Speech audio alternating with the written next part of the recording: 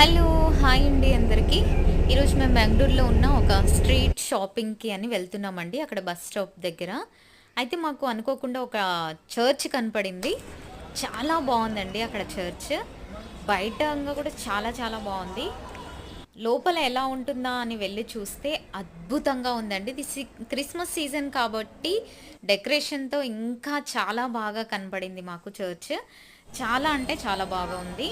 లోపల గాని, బయట గాని ఆ డెకరేషన్‌తో అద్దిరిపోయిందండి.